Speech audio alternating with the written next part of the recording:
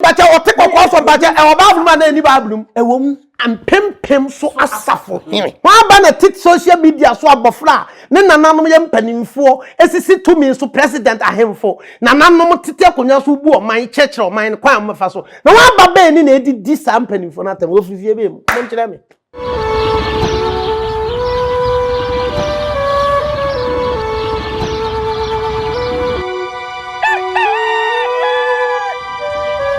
ya refa mo hwe free chichiri ene menche ye ma mo nyina atena se emma kwaba edum banyansapo kasamfonyi so nyansapo yesoma ma bia wo bia se yesane ne badwemba se wo se nyansapo ya tena se dia na ye ensema kunyini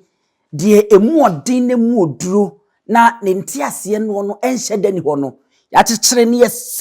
yesane no badwemba mu no eno ne ye betena se na afi ye bebie mu na afi ye di emu nsem no edi egumanim ene yasa ne magye akonwa biem a ye baba bedi nkomo sa me se wo hwa atenase no aye sonko kakra sanse ene ya baba bewram ewo asori da bi mu a ye ne nyame nipa bi ena e baba bedi nkomo na ansa na no wo de mame nko na me nkoma na kwaba na afi memra ye wia ye bebe sanidi na afi no asori ndidi nkra no wasade atodwa de amame na suma semba ko e won ho ekire mu a na chensese wo ko Atwea Mountains a asofo kuku da mani ntini atwetwo wuro a wo mtiri mu bobew na bepo no so ye kofro na ye bompa ye frɛ nyame mo be ye bisade man no odi mu akotene a wo ye otwetwo wuro ehumu enkoma na kwaba na afi yemra nyame nipa nyame asomdwe nka ho ejamba cha nka wo so ye mo akwaba nso de benyam sapo kasamfo me ba cha o ye eja na wo mpomu tse onyankopon da wo ma bibia bokɔ na mo nso ye nso ye ho ye pa wadaroma na udi de sei me ba cha ye frɛ me Prophet Samuel Oduro me ba cha me wo ehwan overseas eho na me di onyankopon dwuma no asafo amedan no edin de the blood of the Cross Baptist Church. Oh, okay. The blood of the Cross Baptist Church. Atwea Mountains said the whole canon, Camp 5, and so Precious Blood Ministry, NMD, Yaminsu Juma Kessia pa. Every Wednesday, will be our flat bia, who could be a mijinum, a ye and Pibo Kessia, at the ma, Yamia software could there flu swingina, on the 2 say, a radiation no money near ye, soon a Juma. I for Prophet Samuel Oduro, Yamini Panyamia Koa. Professor Samuel Oduro di for Samuel Oduro wono ene ene ebebo enkomoyi na ye nkomo bayi ena no ye de ani echire mu ewo ne ene nasi okrawiani obrawe ngoma so na oti sikadwa kofi so aboa korwe brese ma otu an nsam mujabum na ono oti we aboa bi se wosen na wosen ne ntakrahunu keke na himfie na mboboa no eye asanteman efie na onye baako esori kan asembi asem odi tu dwa no ochire mu a se ye ka oman kro nchechire ya na eye asofo ene ahemfo ene kabom echechire ekuru eno hu nkomo ene ye ba bedi na ye bisa se so eso sunsanso anase twaka bai ene da ahemfo ene asofo ntem na mema mekasa enwa ansa ne ye bekosofo na yakoto de ahyede so na migina mo manam ye bisa nsem no yenko na yenkohwe de ohini edi tu dwa ewo menhia no na yemra ye ba afi ye de nkomobo na hyase nana mo asofo nana mo ayi ye ne asofo ana nana mo kana na ko bo hyehye to asofo mo na mo tiro mo na mo kosi akonya mo na mo di akonya si ba e se nipa do so a na o se nya kanifo ana mo amokosra a ye si nipa so say we dey ne na ko se o ni ne ana mo sra ne mo te o drum se de ya sra no mo bi fa nsan ka de ya ko asra no enya so pompo a enya hempo de ya mi aka to no mo bi ansesa no I say na asati to ahempo do woni mo nyam be pie akwama no enim revelation to awo na bi Roman 13 verse 1 I can say two na was it oni ho this enya be the so o si ni pa ti ni ye bibi this was the so ama na ka David na mo ko aya ko ani e je Ghana to momba atusu fo mpanifo ya ekuta twiro mu nsamanka kama Moses kodu ba bi se okobo chasa so na o so mani pa kora asase no who said to say enti Joshua Joshua ne kala ma nipa ko they are the spies omo ko do here no na nipa wa asase so e anafo na so ya me se di ama wo se agede kokko na pa na ti so na nipa jo ana na yanko bonko ma asase bi ma Palestinians na do kwa na mo asase bi ye wa bono ano ano ni ame na kwa asase no na na Israel omo ko mo kokko omo ko fase mo ade Israel on to kwa na mo ko mema akon do merema Joshua ose radi minima na joko enti mawie nya so na nku ni kuni yafa kwa kotono anya okoko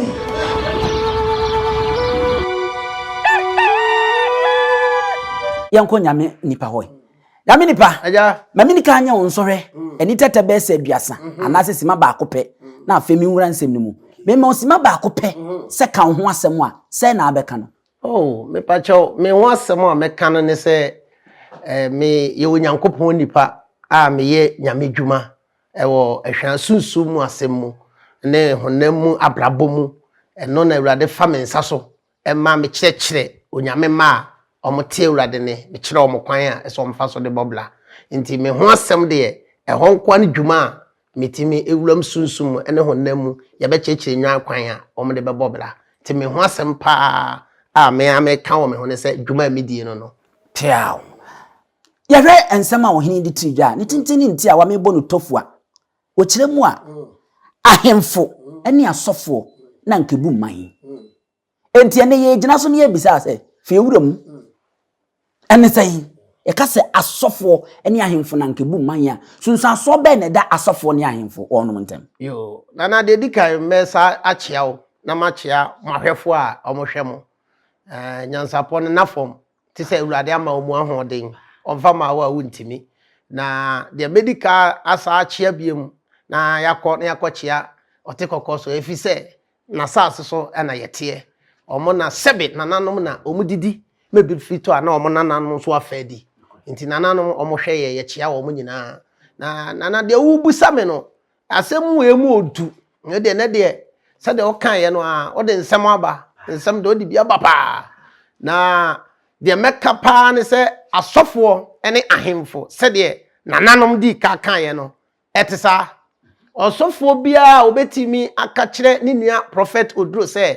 Bible no enye onyame ene na wode asofo ne ahemfo ekekere no meka kire ne sɛ onsan kɔ ne frɛ no mu biem no wonkɔhwehwɛ Bible no wonhwɛ kwan nyame fa so frɛ no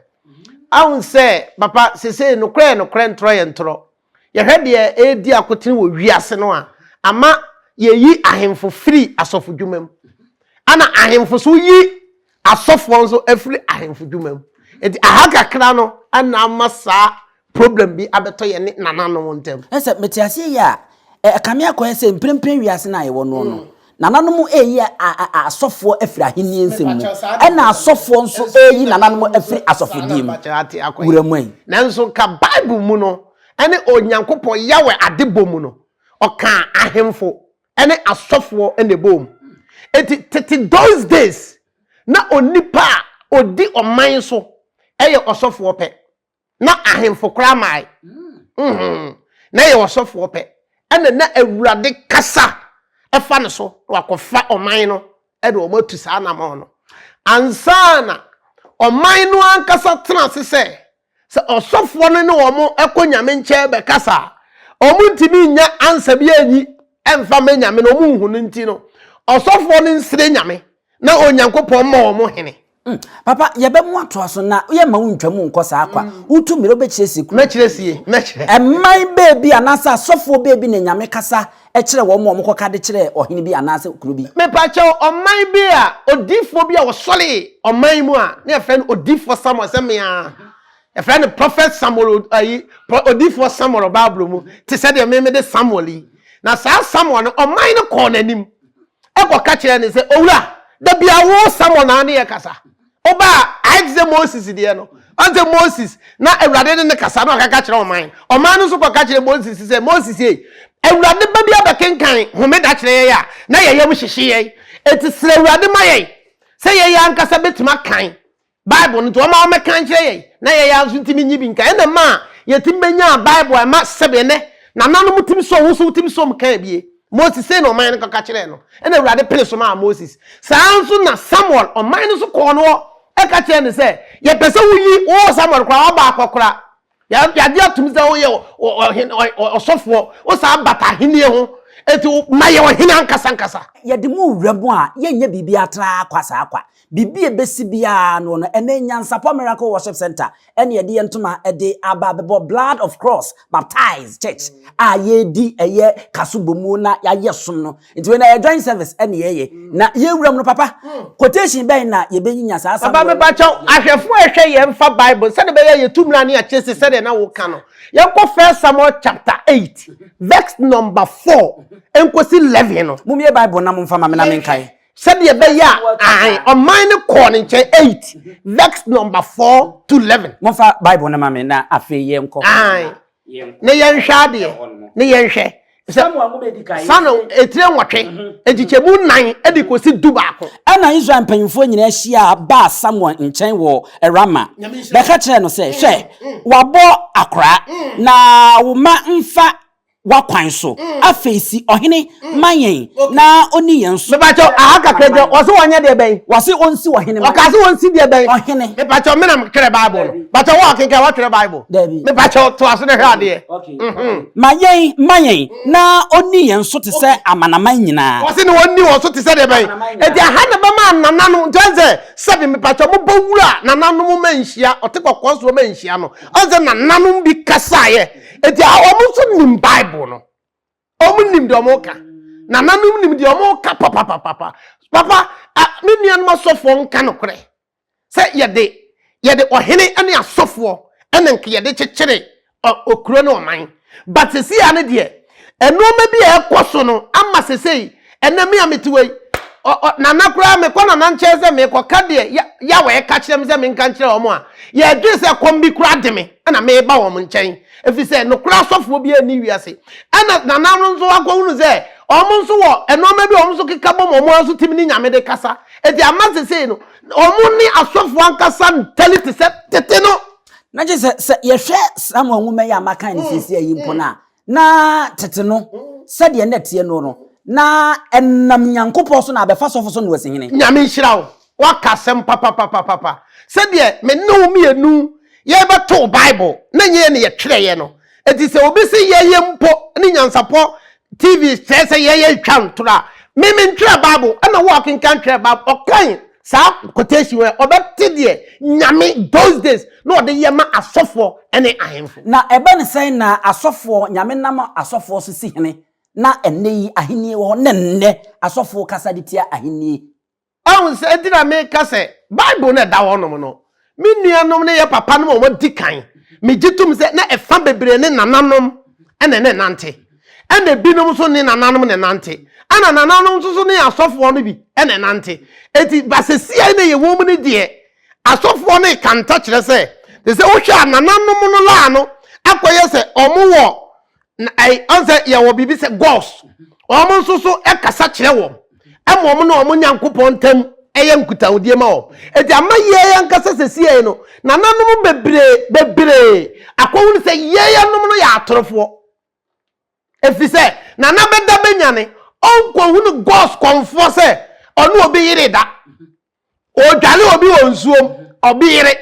o kum nipa bi ohu omo sa ba enenu okohwe kasafoni so a Facebook, YouTube, no anya yes osofo yes wakokum obi osofo wakodwale obi yire wonsuo osofo wakoye se eti enen amaye manananom twe mo ho na nso nananom ntie ye se ye wasofo papa ewo man mu eti arofo yeguso a enkomo no ye twetwe na ye wuram sanse ene no bibia besensen wiem ama Ghana ne ewo asofo no ene nananom nkitawudie no eye aye sebe akura ene okra agro nanu ne ye wuram na ye bisam ye sanse yenim se papa emre bi kura dui a yenim se edu adaye sumu a na ohene beso daye a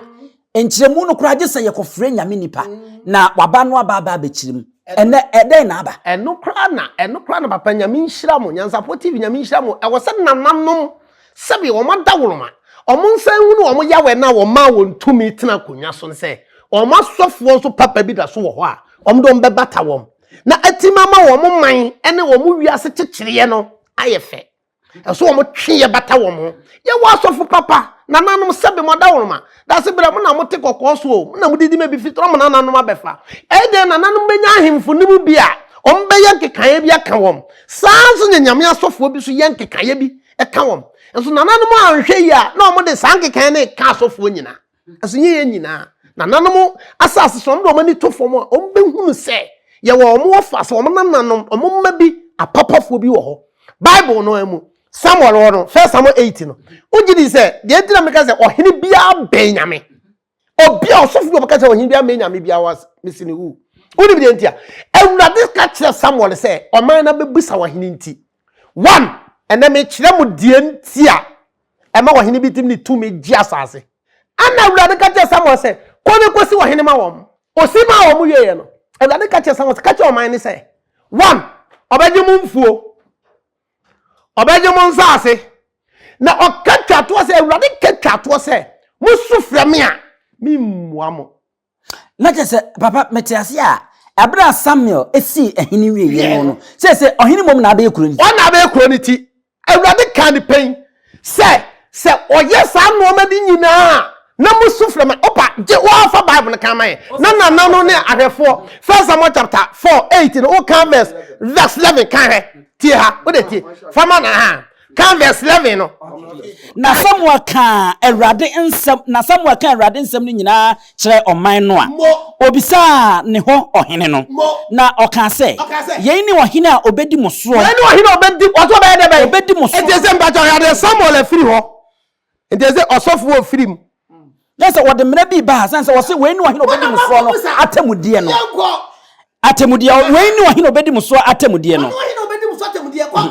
obefa mom Mary ma de won akone eye entiase nam ne na ponko so tifo mu wona abetwetwe wo hene ponko se na wa ma watumirika adi ne entiase nam anim se awenfo na ode won sisi apempem so asafo hene wate oso ode mbesi de so apempem so asafo hene bacha wote kokko so bacha e oba ma na ani bablum ewom ampempem so asafo hene okay pempem so asafo hene esa ha no kura kuma pema pem beba na bi se Bible me ntwe Bible dana da se bre NYANSAPO TV mo ntwe Bible e pese me meye papa ne nwan masofo bi hunu se Bible na da wono e kan sem etu so kosebe ohene bi anim na wo de Bible kotu a onim da wo ya mfonso no so betwe waso wo de Bible no betwe waso wo kwa wo yesofo no kwa wonim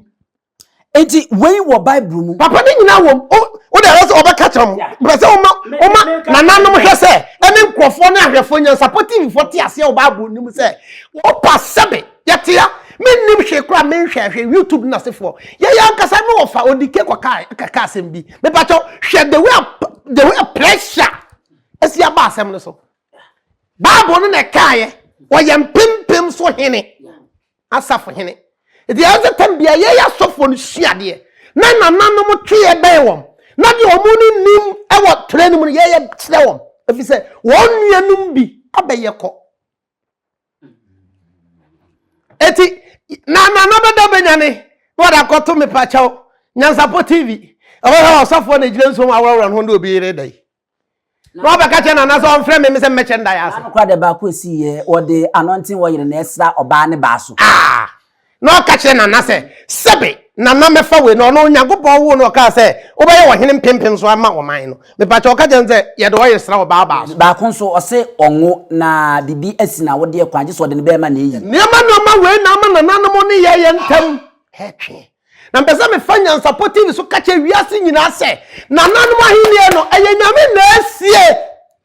na se nyame na esi na nanom ahenie na sofo na sa Bible quotation a wo readie wo de ama me ya me kan ye ya nyo na atwe ye se wonimu a ene ne ba ne se na wote na nanom asase so na nanom asase a yemfa Asantema yemfa enye mfato ho yenim ahemfo ekuku dambe semiensa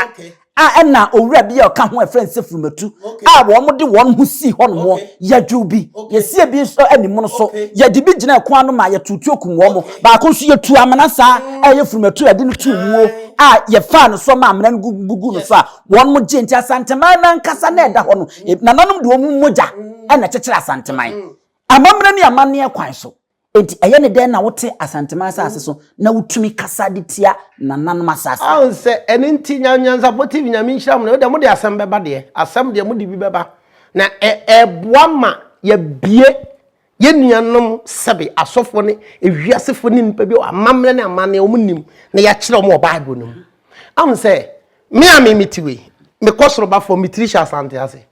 sase me yesofo enso mitrisha Asante ase ehon de obechirim kaka me ko kan Asante generation no na Asante ametim no ene ba bia me fira o kan generation no a e kire se obi ena de ni moja gu ho e ma Asante be ya Asante ena me maame ne me papa no mo nso amu no mbe wo me eti de be ma different ba me ne Asante amamle ni mu ne se me da me maame yam no na ya watwu su me se abusua ni mu de me ba be yam sofo amo no na me de ne nsem no akyere na emom ye wo me to wo no de nananum amamle ma Asante gina ye no enu na na me nam eti se me bedru mi age a ma papa ni body frame se ofle jalemaya na jalemaya wa abusua wo na ni nuanom wo ho enso wo yi ni free ne na yem ka se wo ye moja to na ma pontew eti ni bedu age ese ye de frame me koya adwuma no a ebe yi mapie it doesn't sound me say me ko condemn die mitrishe mu no me ko condemn me ka asem no aba mani panya nkwaje me ko wa nkwaje die enu ne ya hawo ne ya mane a ye ne nananom ntamu twe no ye mo mu se o ma ye o ma mamra amama o ma gi Asanteman na si wo enu no mpacho na ye nyame no those days mpacho na Kristo maye na Onyankopon de die na sacrifice what the emoja Yesu maye no osofo bia yawe Yesu maye no Moses mu Abraham mu generation e banyina wode aboa moja enipa moja onyame gi ni nyina me ka se ba bi kura ye kunkum aboa moja ye kunkum moa no ne de moja ya ahyenso no odi yi ni man a ye be from asafo no odi yi wo mapie eti eno ne ba abedrum pempenso be so wo firi mu ko na akoya adwuma no eti de wo be firi mu no ti ba me ni fia ne me ye sofo me be to mabusuam ebe to kura me firi mu se nananom kokoye o mamane no o mamamle no a amoba mutimba pitipiti nso ogu fie bia mu eno ana se kanya me be ka se enso no bi kan me and the no from the management is there me your first prophet ana me your true first of se enso no bi aka me ntimi your true first of because manim fie na me age of 8 7 9 years no na ye bi kan me ebusuanum ye ba obi akoya amamre na amane be gu so o me de ye potato o mabusua mi won bi ebi gu mi so no bacha nyame amfre me enti edi na wo se ye ne nananom ntamute enti amana nananom ahunu se esu ni no ma bi ye twetwo mo so kan Bible mu hunu wo mu no ye yi firi mu Abraham so timi nyame ko kasa de na ko mba fa so mo nyame be kasa bi ye nyame enti na ama ye ne wo ntamutwe na se sofo anase odifo se mehwe se de yesi ekwani nkomo se de wusi kiremu dia na se ne se entamo ebete ama asofo ni nananom ntamo ate a emfiri asofo no emfiri nananom asebe na emom no eye asofo mu na gina mo so me bacho da se bre wada woroma o kan Bible no o kire wo se nanam betuma juoja pade bacho kroma sisi ete sisi esi aseme wasase da ho aha metie nanam betima me abeka chem se me nto enan mu seconds wakere na emom me bra Samuel yi wo hene ma wo mo no Samuel twen ne ho pese koye wonya medwuma ba aha me ntimi nkoye de ye de amana na no obo medin onse asema wo kan ama makai emebi asebesiye abra ye ne ankasa ye hima eko ekura na nananom ede mmara baaye achiame se emine sei di kosi mmire sei no ma obi empie ada na osofu bi empie nyame nhira wo NYANSAPO TV nyame nhira wo pa ekoye kodu ba bia abodamfo nyina akora no na ese bi ni Asante lem ha no na nka me hwen kase nka osofu bi mi mpese le bonidi na nka obenya sa akokoduro no na nka wotimi ababa gina bonte se o me de mi ni amamre so papa pie ompie me the Bible be yi wo nyina no omumpie bi se atembo no enye me na mebuo yei adwuma me sebe da sebe nananom ye peje mu ai pacho mo na mdidi me bi free to piaw meti me yi nananom aten adenta mintimi eye me ma sede adia na nanu ye bia nya bia me de Bible be yi naten ba mintim fa mu naten Mekaya Bible kro yemu abra na Mary ene ni kru Joseph no omonyem Jesus Christ no ni krom hene border rose obi amra no metwo ni din e ma wonu ye sitie ekokotwe ayi ohene na hye sa amra no nyame nhira ohene hye wabogwa na mango o se ye kan o ma no enso okoy ehon no de koy okowo nyambu okoy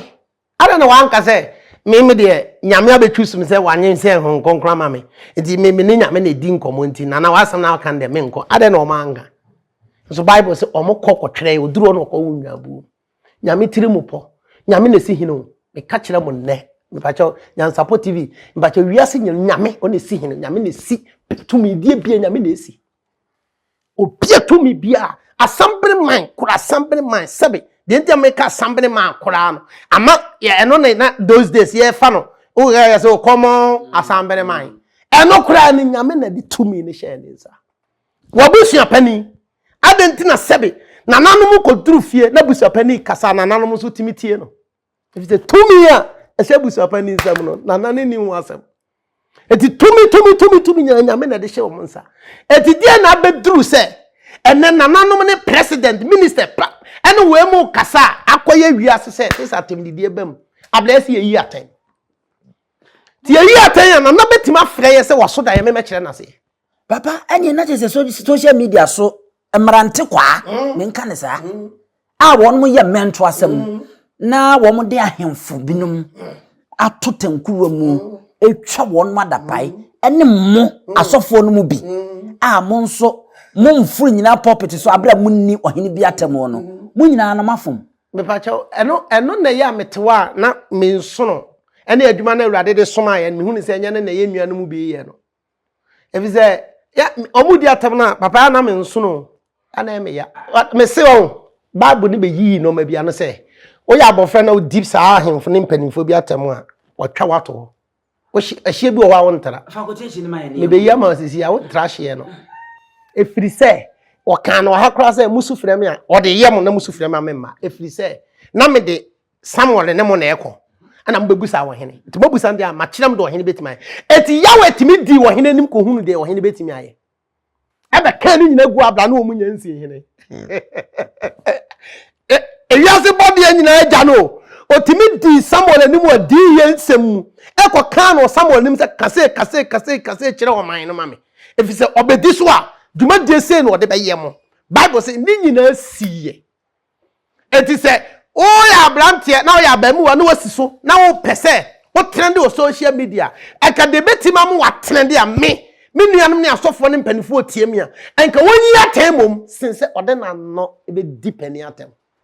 papa ye yi aten no ene sei ye bu aten ne kire mu aka yes se ma ye mu aten na ye yi aten eti se ahemfo ba ahenie mu no a won be di wiase so no na ye ne wo nkasa nyina ye aten yie eti aten yie ne se ye ma David Nathan odifo bi ko David nche ko yi na aten ye ne se ade na oye ne wura fi no na ne wura fi no o ko kai no o ko chire nsede e wo se wo ye e ma anoma na ni beba no ho so o fi bibim eti o kai no eti se wuyi na aten a e den se na nanom be kwa ka kire wo so fo se blama ye ntwe waso e de na wo de twe waso if you say na ni fi no no de wo sofo no asi wo ma ne say o free kwan no so a kire no ena de wo sofo timi di nananom atem abra wo da so te nananom asa papa onya me na de ahye ne nsa o de ahye ne nsa ba ne ba ja ye ne me na mtwe ba o kan ba cha o me a onya me na de ahye ne nsa so sore na omo ya amamre ne amane na ya bo asase no ban ya ye de wasase ne nyina ahyem bi sanse nana ne di so se wo ko soro ho a eho ye onyame atemu kan Deuteronomy chapter 16 verse 18 to 20 obeka kire Second Chronicles obeka kire Numbers unim se ahemfo kra no de nti aha Numbers chapter 11 verse number 16 bi ho na hwe ba bia ahemfo odifo fa ahemfo nyina ko puppet e ko onyame fie ko sre adomgu omo so nananum Numbers chapter 11 verse 16 osofo fa ahemfo Edom ko nyame fie ko sra dom eguom so ntina nanom ye sra mo ye mobuata ye yi atense ade bia ede wo tie free wo ne yawe na o ma wo mfnama kwan no so no na momo nimla mo ho so fi se 11:16 hwade ana erade ka kire Moses ana erade ka kire Moses se bobo Israel mpanyimfo o se bobo ha no Israel mpanyimfo mu merima me nam tell Bible what tell Bible ko bobo Israel mpanyimfo mu merima aduoson ano mame nipa wonim won se woye oman no mpanyimfo oye de mpanyimfo oye oman no mpanyimfo oye oman no mpanyimfo ne won atwerofo na fa won bra esiae entomadan secretary ti nananom sebe otego ko so secretary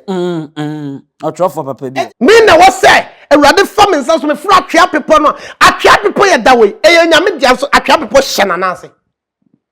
hye nsa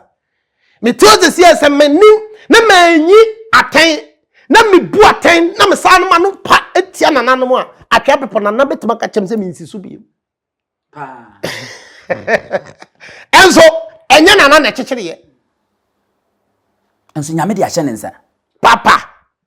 NYANSAPO mese mo dia asemo ba na ye be mo mahu na se edu ba bi nso ase de wusi kan yi se asofo amfa ni die amfa amenyankompon a esonsunsu aso nananom nso amfa ni die amfa ma asofo a wonom so wo mo die ebi to fair to no simple nyame kwa ka chenze wonam menam do si ade ahase kura no nim ofra am se omon kono wose mon kwaso fie kan hwe obo se wose omomla na hwansere wose asia ntomadan no ho na asia ntomadan no ho na wone won megina ho na mesane na mene wo abekasa wone ho abekasa eti nana so daya nananom so daya ha na me pesa nananom animla wo mo so se aha ya atanye cause na bia wo hini bia wo pani bia president or minister hwan obia wo tene tumidie so bia nyame ne kasa na mo one wo kasa wo sunsum e wo dayem na wa kwakofa osofo a nyame won konkono dole na otimi kira ase aba eti onyame be shawon den sebeya ombetime gina Asante man no obetime gina Ghana obetime gina wiase tumi bi abusapani onyame be shawon den eti abusapani bi wo osofo nananom tete we pa ko mo nche ombebo basofo bi di kwa oyem be hyew nananom me hundiri mo benhia sade wo hene no sorry afa no oyi quotation wase ebere ni ho na nkansem papa nana nyame afre no wo be me say nana da se bere mana wurma me say NYANSAPO TV ye sane ne badwem bam Bible ne di ano enye se ye base ye ya no be kasete ye nananom ene ye mpanimfo je sanete na mmom nananom nyame ne mo kasante mo mla ne ye nkyere mo se ya we na sem na oka no hwan na e kyere wase na ebia na wo fa ase wo nana menso adom bia wo de adom me ebe mamatima kyere wo de nyame de ko sunsum ya se kosi ye papa se de yesi kan ide na samfonso bia ni se obi be ye osofo asa ye ohene baba me ba cha ekwan be so e wo hen me e wo hen eti ba bia ma ahase na ama osofo bi bedi ohena no odwane no aha na ma sofo ni dwane efize makwa request ohene dia asofo afirim ti mame ngodi mi lem ti ese yesa wo de wani be hweto am yenu eno na ha na maye ye dwane eti mi fie mi to se mi fie akonwa ho enso me ye dehye me ye twafo ohene enso ye fra aha ye yima afirim eti o se mi firim na me ma mi nua bi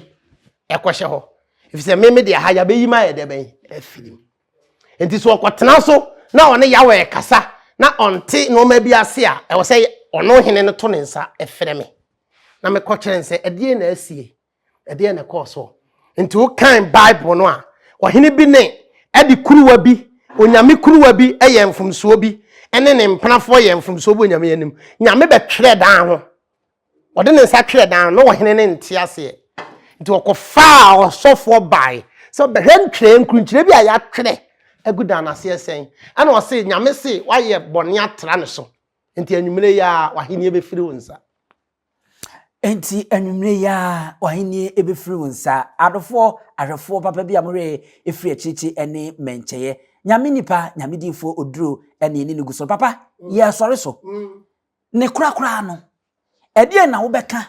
ene nipa bi a wo madwene aye wo no ntanta na ye front na social media so a ye de nananom ne eye akandifo a ye nim se de wa me ate ase ne nam Bible si se nyame na de wo mu si ye no no de wo mu tu tankuru wo mu twa won mada pa akyeremfo e de asem na abeka ne afutuo be na me ba be Genesis chapter 24 verse 23 na ka asem bi eduru ba bi abofra bi kasai empanifo ntim bisa ne se we ofirifie bem Genesis 24:23 abofra bi kasai na no de kasai no panifo bisa ne se we efie bem ho aba no ho na tete no Genesis chapter 24 verse 23 yes 23 obisa no say ho aba ni mesra wo wan kire me ofirifie bem ho aba na tit social media so abofra ne nananom ye mpanimfo esisi tumi so president ahemfo nananom tete akonya so bu oman chekere oman kwan mfa so na ho aba be ni na edi sa mpanimfo na tam ofirifie bem mo kire me why hemfo abusia ede na ekoso no papa akura kasa kasa we de emfras na busuam kasa we de emfri oreko busuam na we ho abanie na akura be na enne wo kasa tra ni age e kasa tra kudrum penfo so monchem wase ho aba no ofrifie bem de na me hwa na me nso no de na aduru a enne o papa o ma me wo nana wo mtia mamuom tumi so nyame na de ma wo na wo kasa tia wo ehwan ba no hwan eba eno no wei ene asembisa yedi etwato Genesis nwoma no eti aduonu enan gichemu aduonu miensa ha ko na konkenkan ho no na bi obisa se hwan ba no na ati social media so wanu bobobobobo setete woni kenika wo kaburumo na wutwa adapa kyeremfo ete se efie bem na ofie na hwan na tete na hwan eba no nyansapo ena sankitawudie ye ni nyame nipa Oduro ebehia ye etwetwe ye no yede musie nananom anidie ni ahobrase so ensa dansa yem kotodwe egu fom se ye fom beebi a madalma na mo de ache enye bo apayo se ye befom enye ni da hono madalma da bia nyansapo ye ka ye guso a yesu ade na ye nsuamie ti bibisi na entwe ya momfa nche medi ene abusua pani owusu aduom ye mamunyina ammo ene hwa woje ya henewa Denti ni bube ne brebe ze si bube ebe ye de den kura preko enim sebe odwampupu bi esi kuro ni mu a wase wadoresa panyini wontena fie ema aseduamfo blani pie frimantam bahin se pin enye nkwande wa na ye sotro no wa ansa na odi asebe fita na no makodi ebrensi am wa otua ne nsem mojabumo ni hu duanani wie klaman wo ye sofo okra wo nye ye bi tontonte ye no sa na ye fa nyansapo abone ntaka na mane yekese na ntakra abone die fanyinam kwatere kwa Mada woro ma ntuma ye fe ni din de sei ni din de Obama akola wa no so pese utrimu usuma ense bratam se pampa ne honhon hia na America sa Sabe ka ya twa ni mu nyame nai ebu afa so enye de ya twa ni mu twa nyame se bedi akone bakwen bodi atwede na se kofi nro ni ya aben ntima nyina ni mu ampata na wo yade ya